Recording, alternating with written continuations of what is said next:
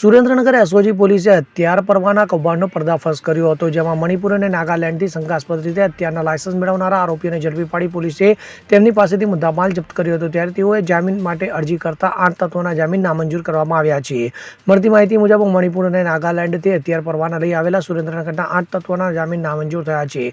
તો ગેરકાયદેસર હથિયાર પરવાના મુદ્દે જેલમાં ધકેલાયા તત્વોની પ્રથમ તબક્કામાં મૂકેલા તમામ અરજીઓએ કોર્ટે ફગાવી છે. તો આ આરોપી ગુનાહિત ઇતિહાસ ધરાવતા હોવા છતાં પણ ખોટા દસ્તાવેજો પુરાવો કરી નાગાલેન્ડ અને મણિપુરથી હથિયારના પરવાના લઈ આવવાના હતા. ત્યારે આ સમગ્ર રેકેટનો સુરેન્દ્રનગર એસઓજી પોલીસે પર્દાફાશ કર્યો હતો. તો પ્રથમ તબક્કામાં અમદાવાદ પ્રિન્સિપલ ડિસ્ટ્રિક્ટ અને સેશન કોર્ટે સુરેન્દ્રનગરના 8 તત્વોના જામીન નામંજૂર કર્યા છે, જેમાં ગોપાલ જોગરાણા, દિકેશ સંભાંડ, હરી જોગરાણા, મયુર ભરવાડ, ભરત અલગોતર, રાહુલ અલગોતર, રૂપા જોગરાણા અને નથુ બાબાના જામીન નામંજૂર થયા છે. તો હાલ સમગ્ર રેકેટની એટીએસ તપાસ કરી રહી છે. Bureau report CN24 news. હવે જુઓ દેશ દુનિયાની તમામ ખબરો તમારી આંગળીના ટેરવે. ઉઠાવો મોબાઈલ અને Google Play Store પરથી ડાઉનલોડ કરો અમારી CN24 ન્યૂઝ મોબાઈલ એપ.